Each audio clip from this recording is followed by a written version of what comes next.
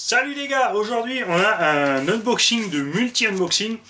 On a un nouveau tonton et c'est encore un tonton Ludo, mais c'est un autre Ludo. Donc merci à toi de m'avoir envoyé tout ça.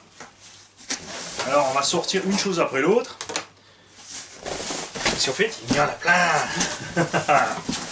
Alors, nous avons un petit drone MHD. Donc ça doit être un drone chinois à rebadger.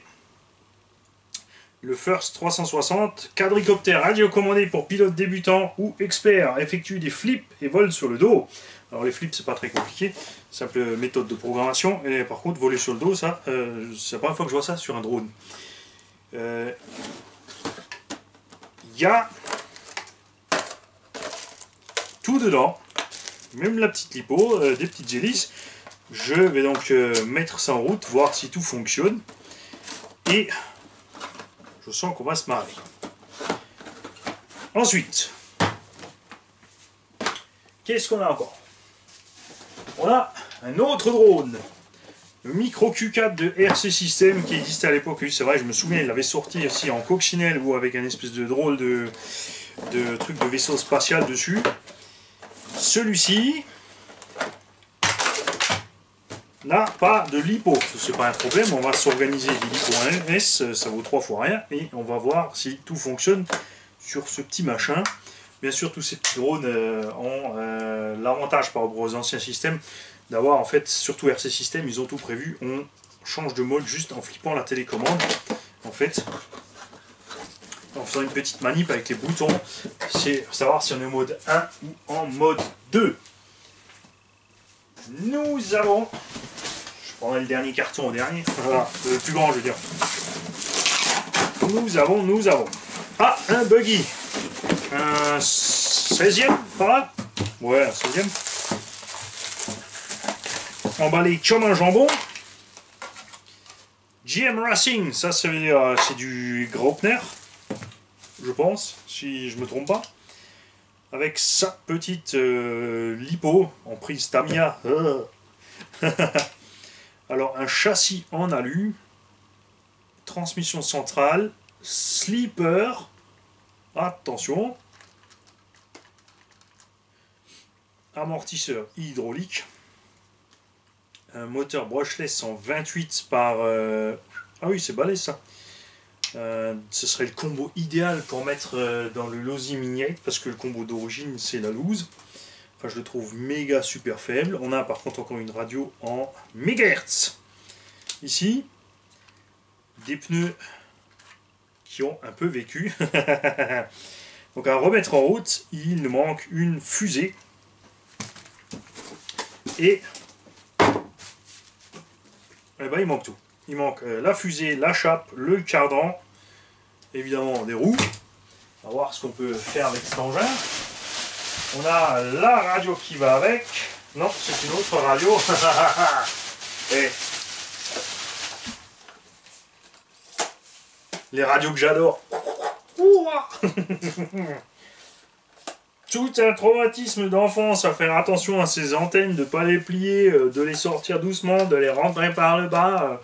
Terrible. Sans compter les fois où on se les a quand même mis dans les yeux. Et nous avons la chose principale dans le carton. On va mettre ça de côté.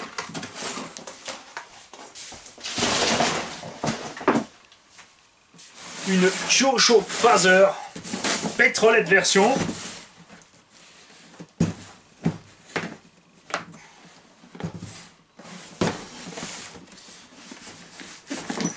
Alors, allez, Breton, la coopère. Elle est timide.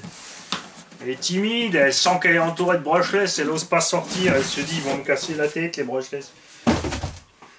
Alors, une superbe petite Aston Martin, avec le socket à bougie, tout le matos est avec. On a la notice, le socket à bougie, des huiles, des pièces GM. On a ici une roue, une fusée, un cardan. Donc il ne manquera qu'une chape pour mettre cette petite GM en route. On a quelques petites couronnes aussi, des triangles de rab. Intéressant. Un pélican en alu. Est-ce que tu essaies de me délivrer un message, Nicolas? Nicolas. Ludovic. Et qu'est-ce que c'est? Ah. Et une toupie en ferraille. Ça, je sais pas si tu as fait exprès de le laisser là-dedans. Alors, cette petite Kyosho Phaser est à remettre en route. Voyons voir à quoi ça ressemble là-dedans.